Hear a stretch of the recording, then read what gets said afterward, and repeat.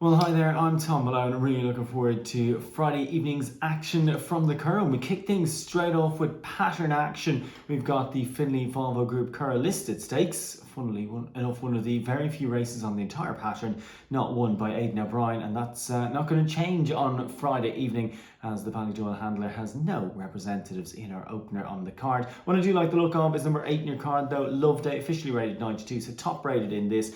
Slight question might be about the rain softened going, but an intriguing runner nonetheless. Well, there's a couple of unbeaten runners. Zabel, the British raider there, although does have a lot to find officially on the handicap, and also number 6 in your card, Headmistress from the Gerlines Yard. But Loveday looks the one to beat here for Willie McCreary in the opener on the card. That Finley Volvo Curragh Stakes at 4.25.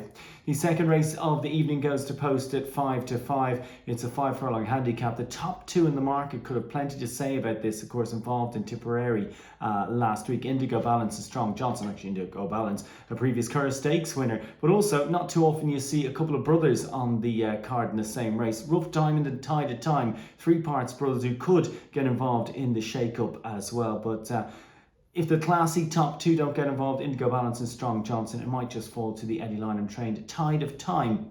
He's been a really consistent source of winners as the Dunshaughlin handler so far this year at the Curragh. The third race of the evening goes to post at 5:30. It's the Nursery. The top one there is Swift One, who's gone up £12 for that win last time out.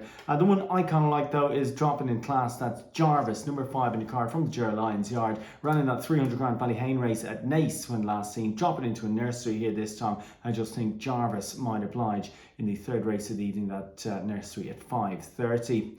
At 6 o'clock then, it's the Fitzdares Royal Whip Stakes, this Group 3 contest. It's a fascinating race. Big thanks to Fitzdares as well, their first sponsorship in Ireland. But we got the likes of Inish Free here coming back from a 651-day absence. Scores that full brother to high definition. He's a Beresford Stakes winner a couple of years ago. But the form horse here, arguably, Earlswood from the Johnny Murty Yard, 4th in the Dubai Duty Free Irish Derby when last seen, and drops slightly in class and in trip this afternoon, and I think Earlswood can oblige at 6 o'clock in the Fitzdares Royal Whip Stakes.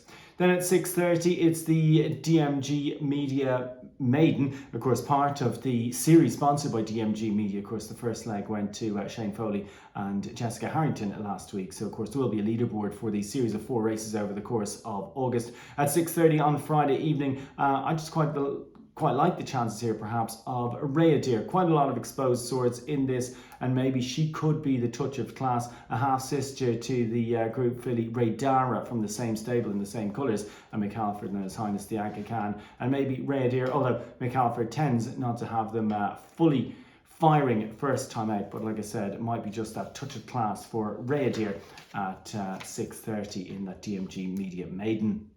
At 7:30 is the Comer Group Ledger Trial, and what a brilliant collection of horses we have in this. The Melbourne Cup winner, the Curragh Cup winner, the Prix de Cadran winner, and of course we've got Wordsworth as well as a full brother to the St. Leger winner, and Kew Gardens there, and he was also placed in the Dubai Duty Free Irish Derby. So fascinating heat. Twilight Payment, Aaron Naveen, Princess Zoe. With that rain coming, while I do like the chances of Wordsworth, the full brother to Kew Gardens, I just think maybe that rain and the bit of race fitness, obviously Princess Zoe from the Tony Mullins Yard, brilliant form on soft going last year. Maybe she hasn't quite hit her strides yet this year, but perhaps it's just because she's had to be pitched in at a much higher level than she was able to progress through last year. But she'll arrive here fit and well according to the Twitter videos. I just think that Princess Zoe can oblige in that Comer Group International Ledger Trial at 7 o'clock. The penultimate race on the card then goes to post at 7:30. It's the Derek O'Sullivan Memorial Apprentice Handicap. Of course, the man who helped found race, and well, the apprentices will all be vying to be first past the post in this one.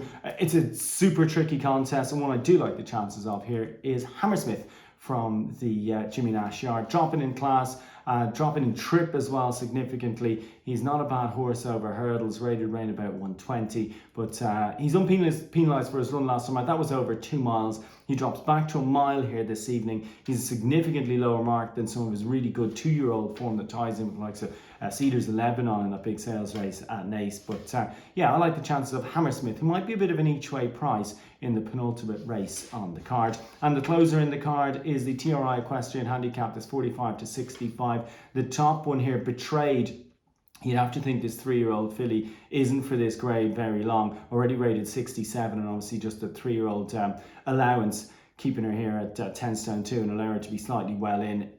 She could be the relative class act in this race, but there are a couple of old favourites here as well who might put it up to Betrayed, and the likes of Soares, who's off just a mark of 48. If there's plenty of rain, he could certainly get involved, as could Teddy Boy, who's a previous winner as well, off a mark of 56. But it does look like Betrayed could do the business, but certainly a couple of old favourites, the likes of Soares and Teddy Boy, could certainly get involved in the lucky last.